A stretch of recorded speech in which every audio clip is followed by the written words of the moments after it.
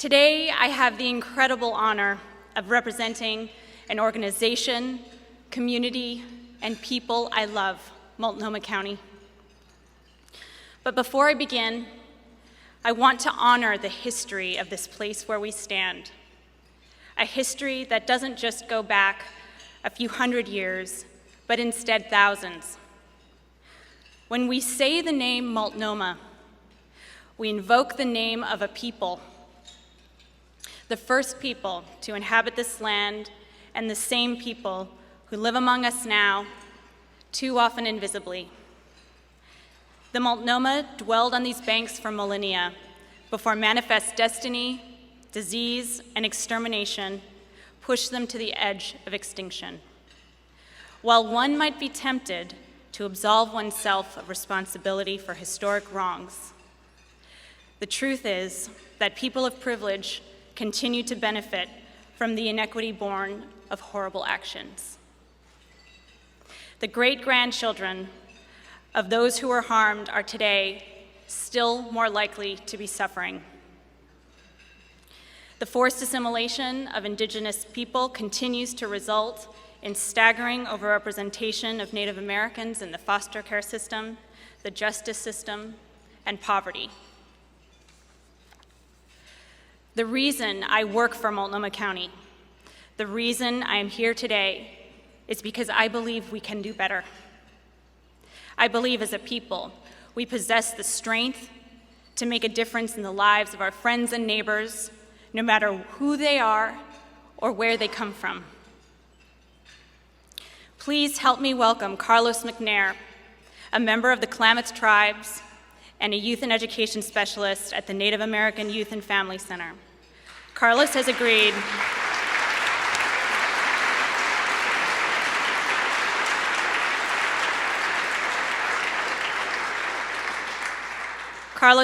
to honor us today with a hand drum song.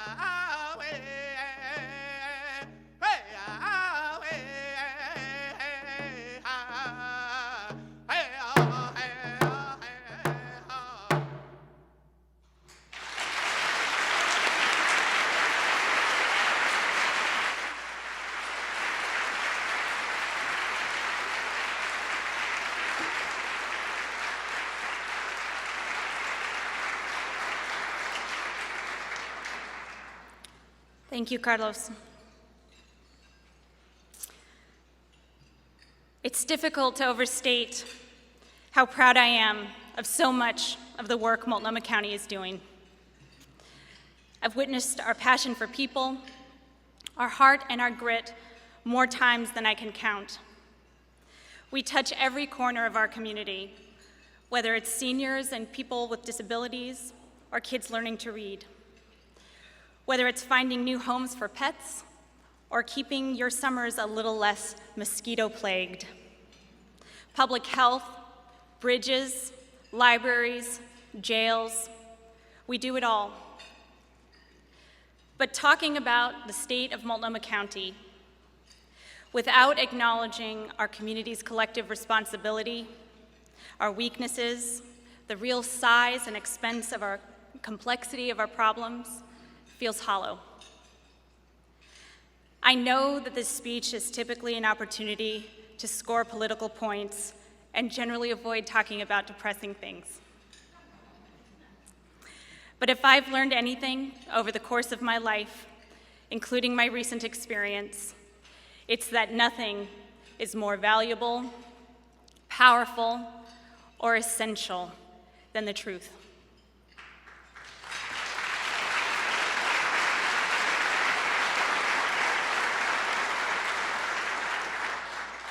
Also, to talk about the present or future without understanding or articulating the continuing impact of the past is to speak without context and misrepresent the facts. If we want to improve people's lives, we have to understand how their lives became casualties in the first place. Multnomah County grapples every day with the infinite complexity of the human condition. It's tempting in a speech like this to shy away from complexity and go heavy on the memorable quips. It's tempting, but it would be wrong. We all know and love people who possess beautiful skills and battle terrible demons. We cringe when we see someone sum them up in a look. At Multnomah County, our vision of a more perfect union is one that embraces the entire person. A vision that believes in the potential for everyone to live a happy, productive life.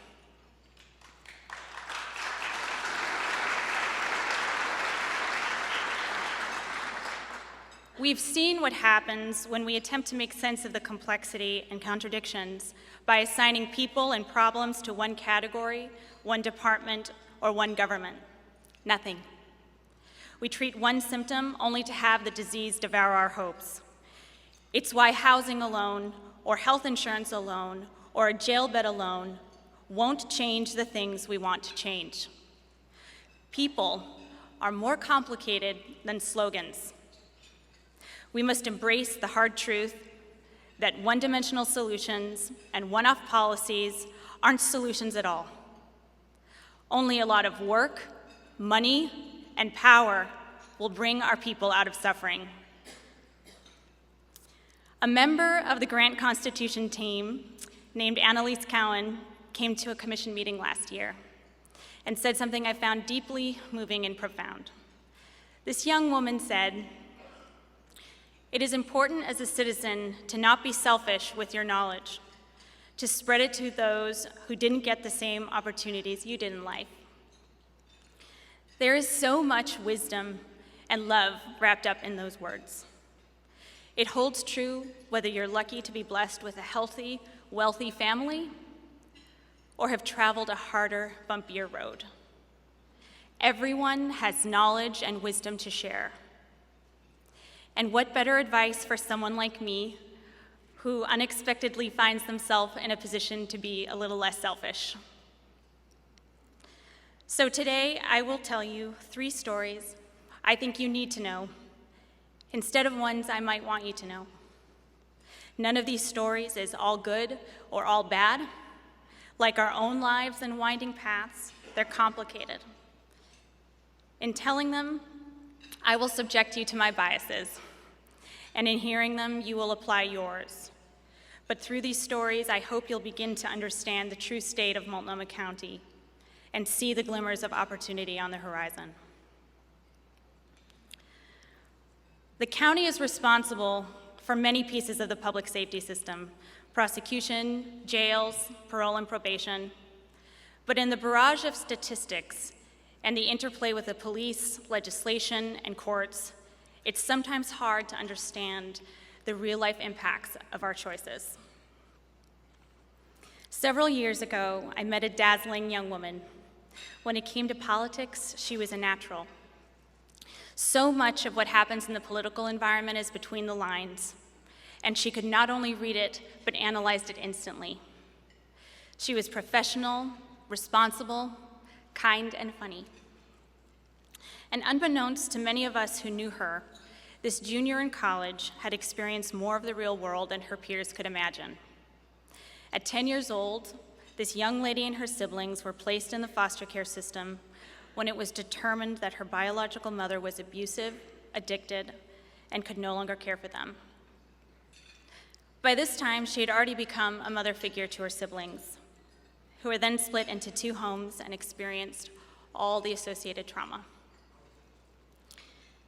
Despite how adults had failed her, she was able to attend a private high school, earned a coveted internship, and got into a prestigious private college.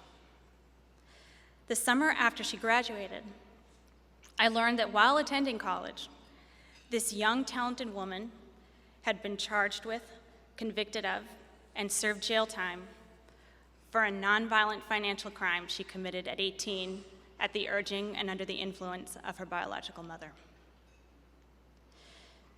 The courage with which she delivered this information was heart-stopping.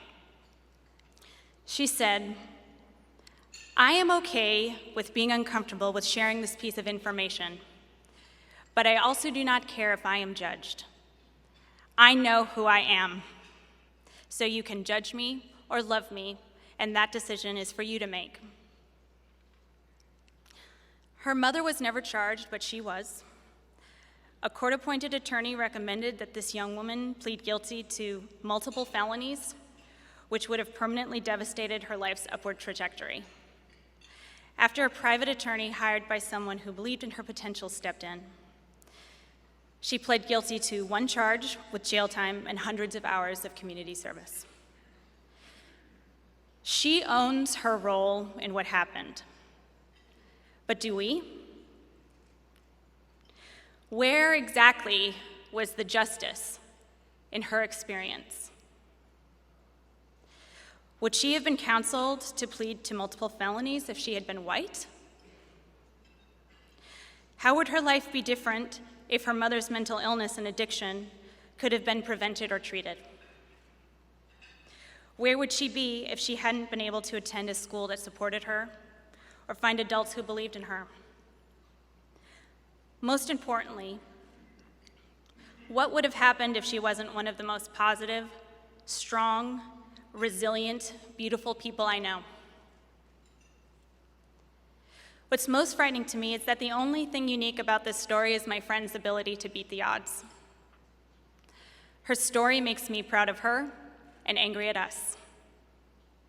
How many young people are sitting in our jails and prisons right now deciding that their lives are over, with no one left to fight for them? Instead of just punishing, how can we hold people who make mistakes accountable and help them not make the same mistakes again? At the county and as a country, we have a long way to go to address these questions. There is hope if we can acknowledge that our biases directly and negatively impact people's lives. This isn't a theory, it's a fact. People of all races commit crimes at the same rate. The only explanation for overrepresentation of people of color in our justice system is us, our subjectivity and bias. Your crime and your risk you pose to society should be the primary determinants of your punishment, not your income, your skin color, or your accent.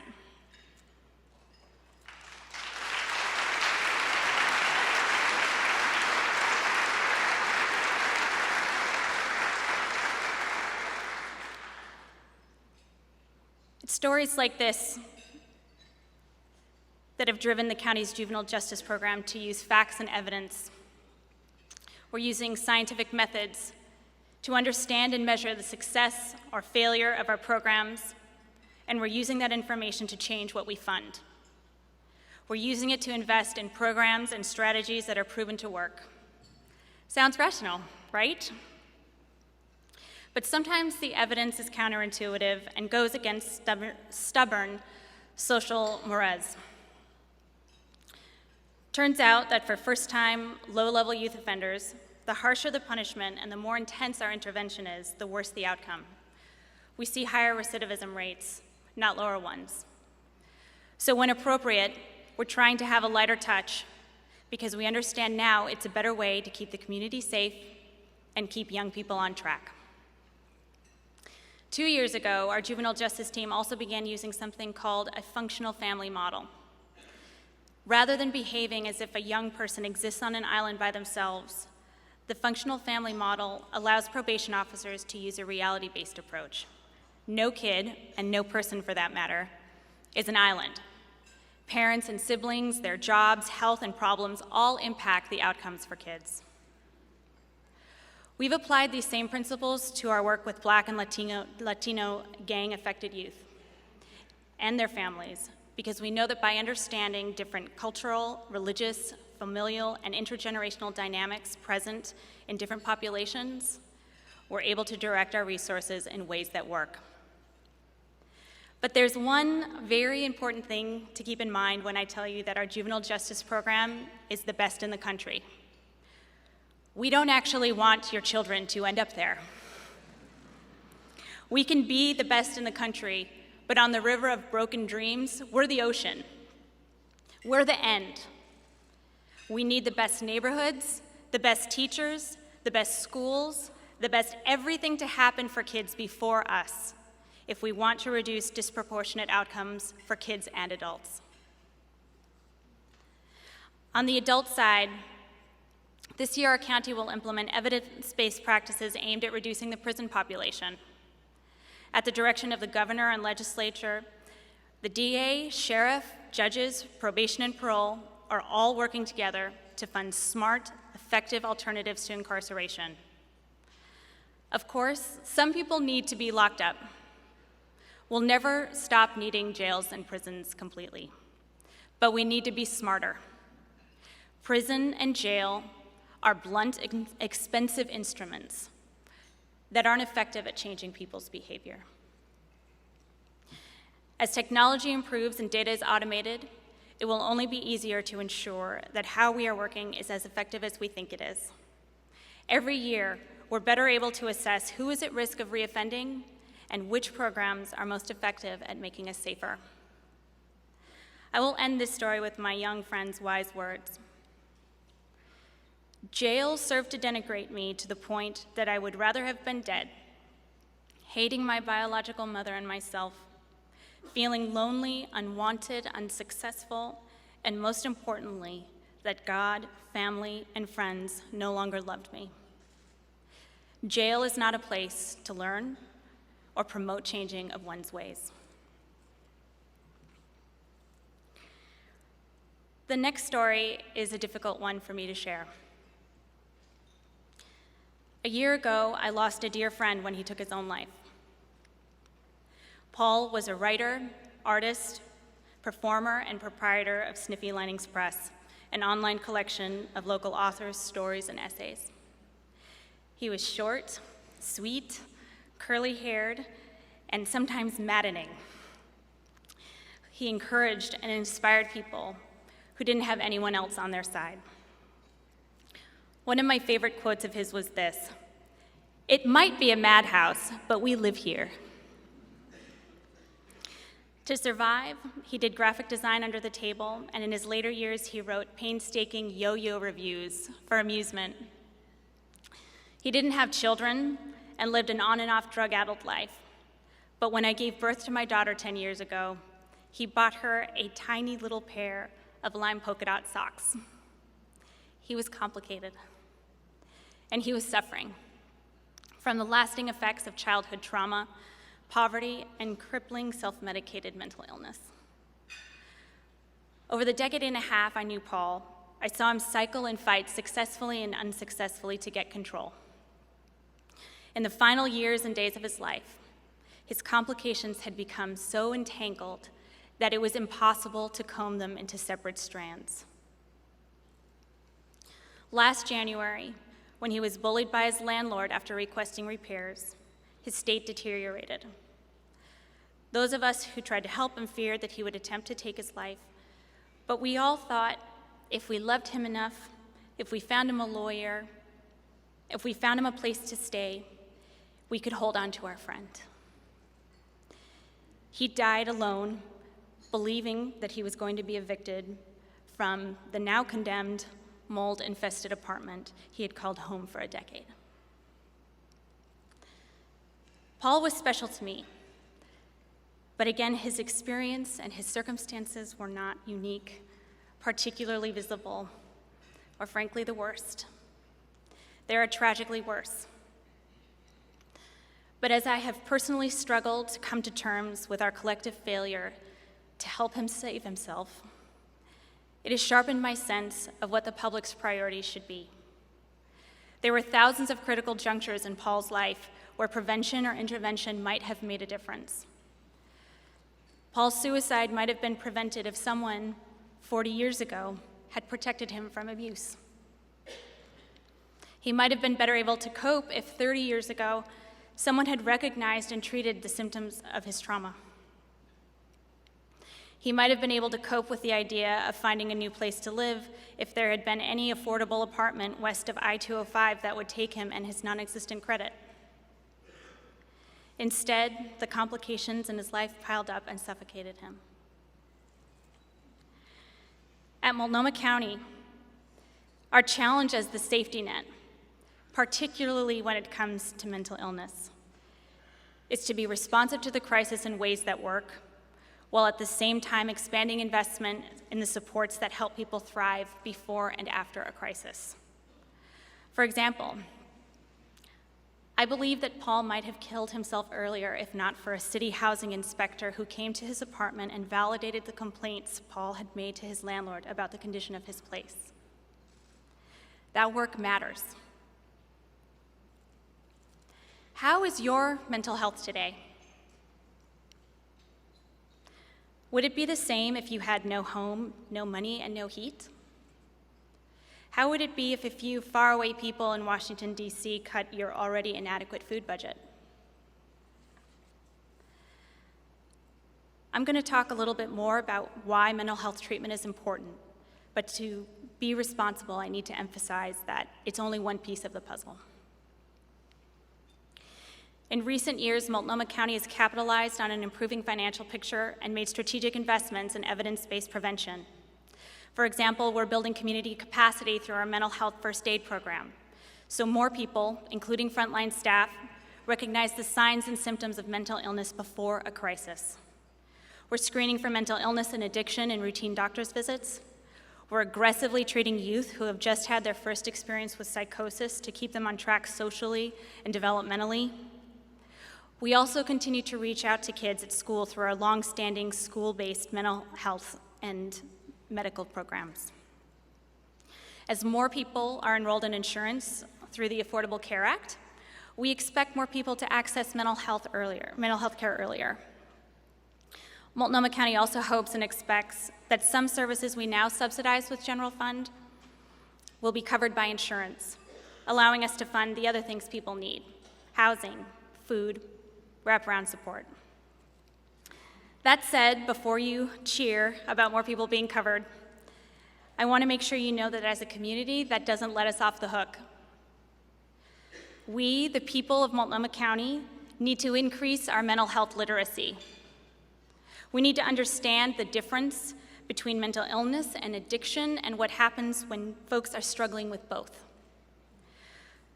We all need to know the number to the mental health crisis line. So take out your pens. 503-988-4888. We need to understand that people suffering from mental illness have the right to experience symptoms in public, just the way you have a right to go to Safeway when you're under the weather. And we need to know that like our physical health, our mental health needs a lifetime of maintenance. I can't change the trajectory of Paul's life, but I can make sure you know that as a community, we need to be committed to a continuum of effective services, from early identification to inpatient mental health and addictions treatment to supportive housing, if we want to see a difference on our streets, in our schools, and in our homes.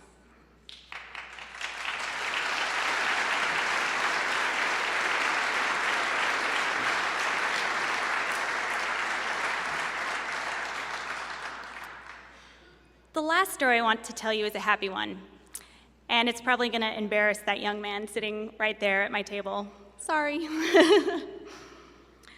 One of the things that I love about our country and our state is that we are dreamers. We believe in the potential to change our fates. It makes us fun and innovative and exciting, but too often we expect that all it takes is hard work. And we find these examples of people who have overcome great odds or had incredible accomplishments, and we say, see, they did it. It's totally possible. But we leave things out. We leave out, or they leave out, when they got help. Even though they did. Everyone does, whether it's from a social service program or a family legacy of money, power, and access. That young man at my table is Natividad Zavala. Natividad is our office's policy assistant. He grew up in Salem with two hardworking, loving parents. Natividad is quick-witted, smart, and he hustles. Sometimes when I see him walking quickly through the office, I recognize the competitive spirit my parents instilled in me, that drive that pushes you to be better than yourself, to keep growing, learning, absorbing. He is the first person in his family to graduate from college. Yeah.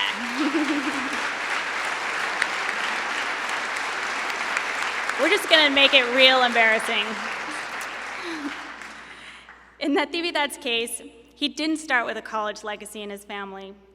When your parents have gone to college, you have a built-in network of advisors. If your high school counselor sucks, no problem. Mom knows how to interpret college entrance standards. If you want to go Ivy, Uncle Alex went to Harvard and can tell you how he played the game, starting with expensive SAT prep courses. Although Nati's family provided a loving, stable environment, when it came to college stuff, he was on his own. But in Salem, Willamette University has partnered with private donors to provide a college readiness program called Willamette Academy. From middle school through high school, Willamette Academy provides homework help, takes kids to visit college campuses, and has them work with Willamette professors. Nati says, Willamette Academy gave me an opportunity I might never have had, the opportunity to have a college education, the opportunity to realize my dreams, an opportunity that has forever changed my life and the life of my family. Natividad graduated in 2013 and is now employed, paying taxes, and helping support his family in Salem.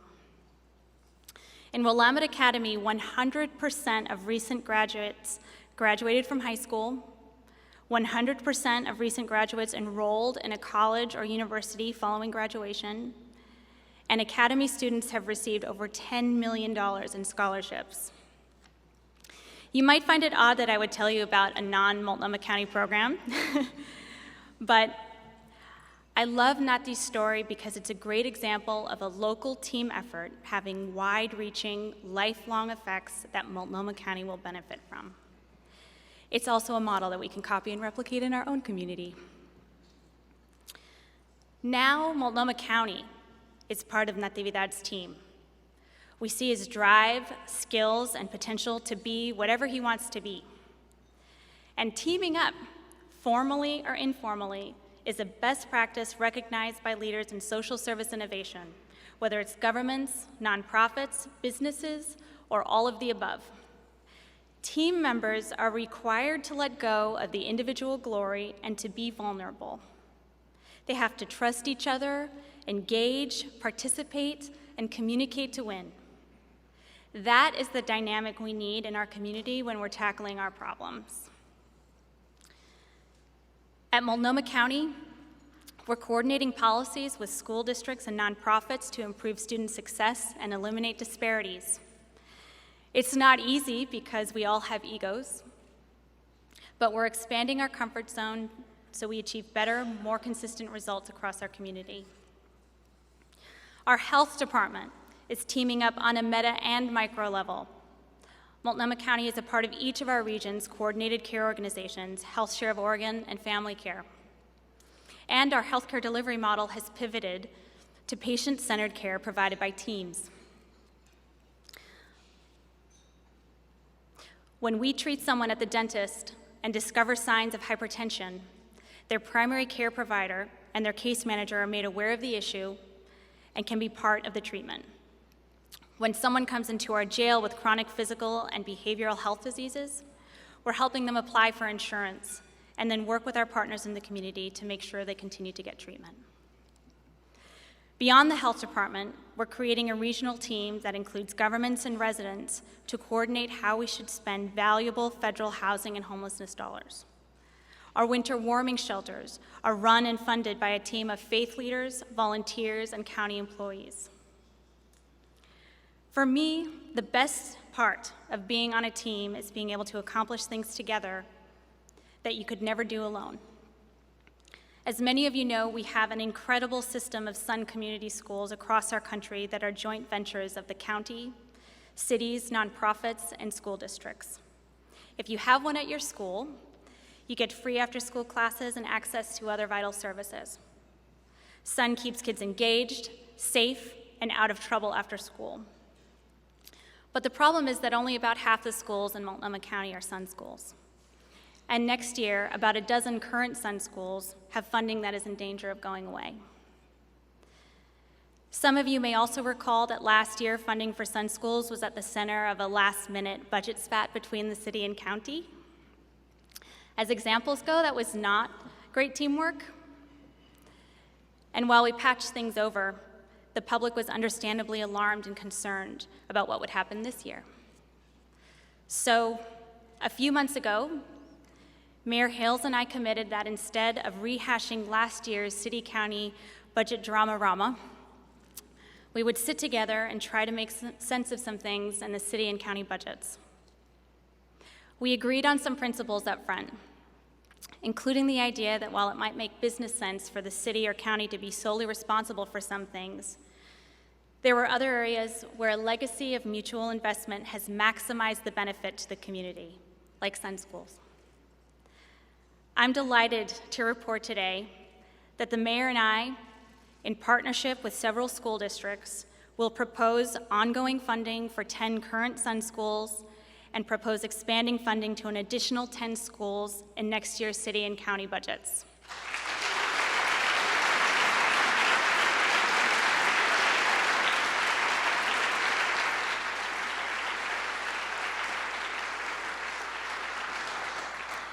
What this means is that together we would have 80 Sun Community Schools across the county, serving 24,000 students and their families with improved access to food pantries, energy assistance, and health and mental health resources, as well as academic support, enrichment, and recreational activities.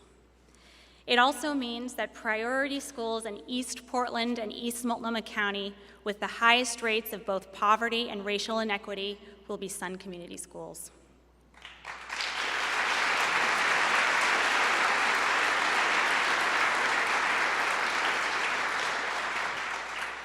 We've agreed on a few other things too.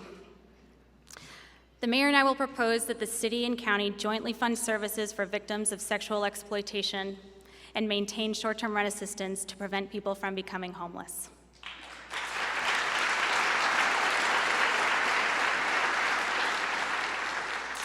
We've also identified a few areas where it makes sense for one of us to take responsibility.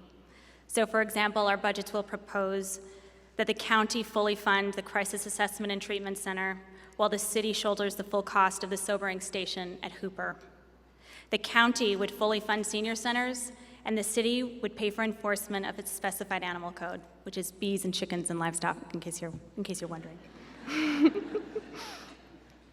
I won't bore you with the full itemization of what we plan to propose, but I will ask Mary Hales to stand so that we can thank you properly for being a team player we need.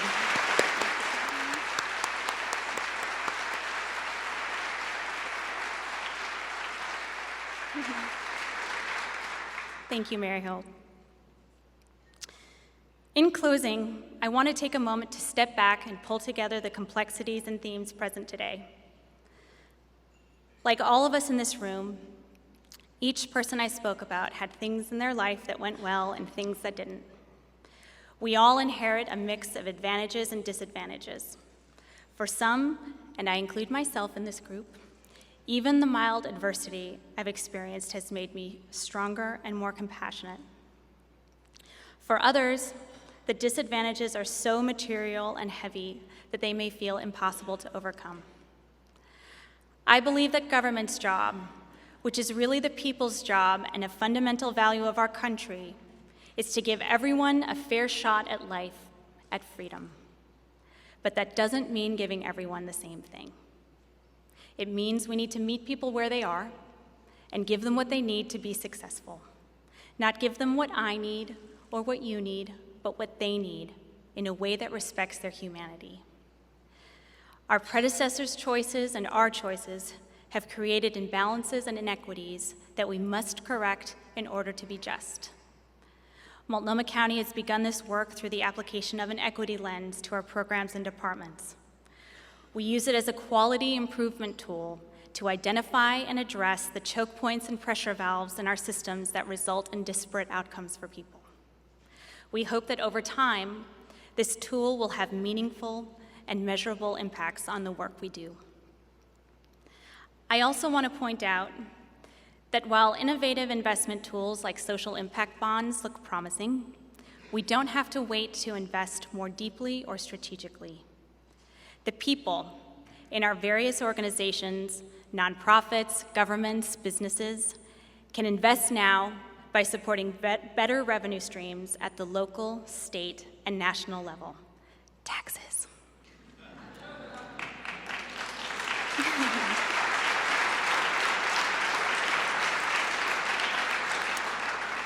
There is plenty of money in this country, but the majority of it is controlled by a privileged few whose addiction to money is fueling our income gap and our suffering. One of Multnomah County's most important roles is to serve people surviving at the bottom. But we can't just fund the safety net. We need to bring the bottom up. And we can't do that unless we support workers and their unions.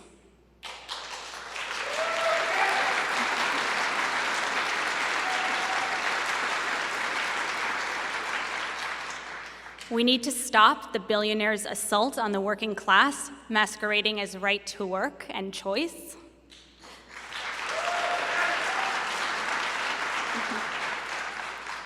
We need to raise the minimum wage so that corporations aren't dumping their responsibilities on the public's tab.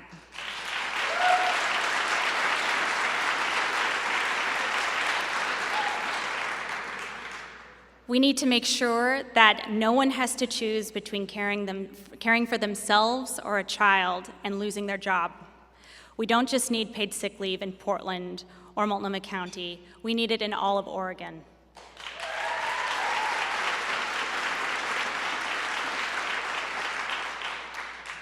A hard day's work should earn you more than a paycheck, whether you're a janitor or a banker. It should earn you dignity. It should earn you respect. It should earn you the stability to plan for the future and care for your loved ones.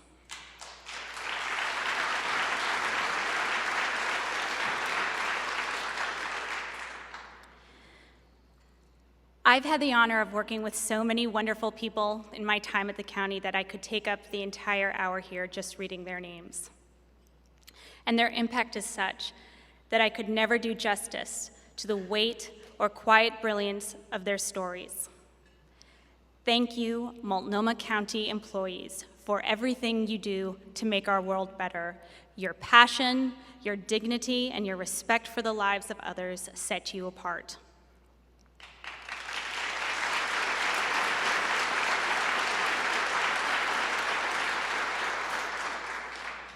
Of course, those employees include the 7 individuals you, the public, hired to oversee the work of this government. I'd ask you to stand. Commissioner Diane McKeel.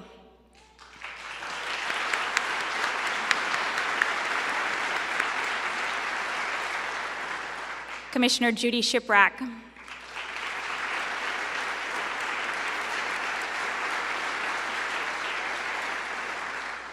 Commissioner Loretta Smith.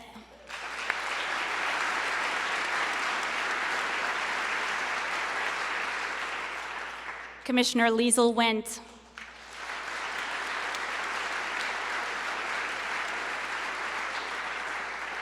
Sheriff Dan Staton.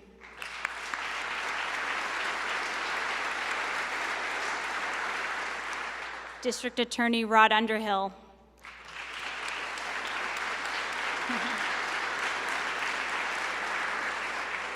And Auditor Steve March.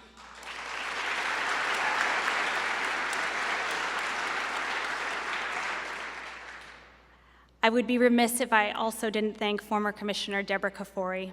Thank you for your service to our community.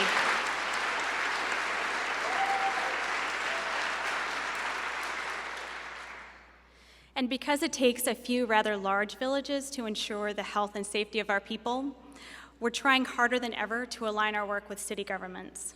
Together with the cities of Portland, Gresham, Wood Village, Fairview, and Troutdale, and Maywood Park, we're working with limited resources to keep people safe and help them prosper. Thank you to all our cities who are partnering with us.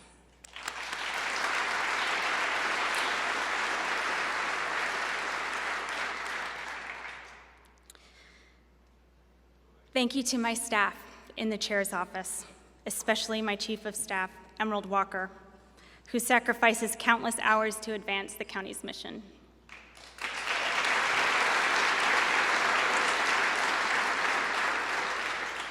Thank you to my parents, Elizabeth and Salvador Madrigal, who taught me what it means to choose love every time, no matter the question. Thank you to my husband and best friend, Alex, who has seen me through some really very ugly cries and is raising with me the 2 most beautiful and smart little people in the world.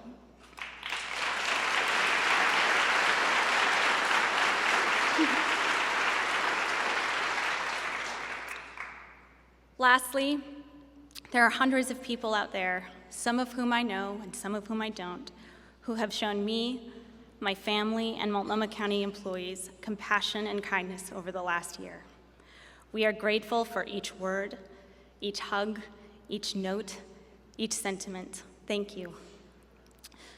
So, if one did have to boil this speech down to one sentence, it's this: we need to do the things that work for people, together. Put another way, I will interpret that for my bureaucratic brothers and sisters, because I know you're here. We need to fund evidence-based, outcome-driven prevention and intervention as part of a multidisciplinary, multi-jurisdictional, public-private community team.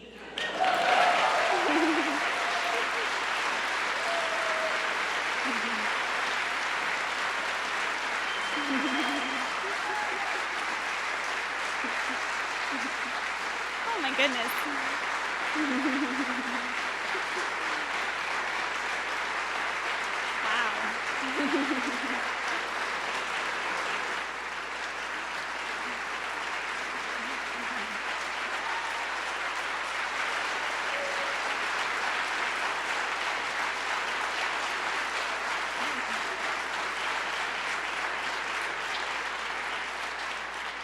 Okay, now y'all are gonna make me cry.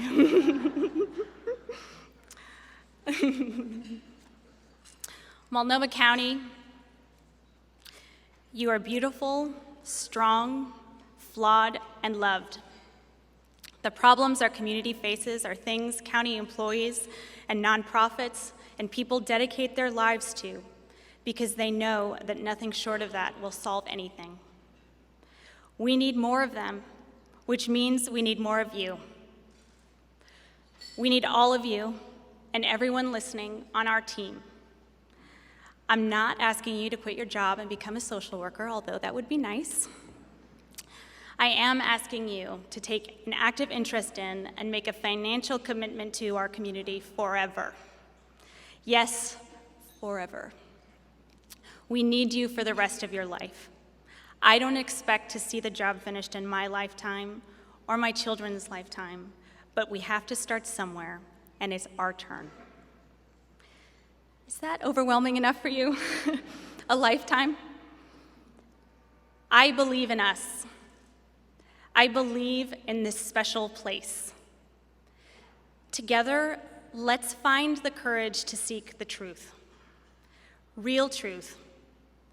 The kind that comes with laugh lines and scars and embarrassing stories that are even better told 10 years later when they're actually funny. Let's start there. Thank you.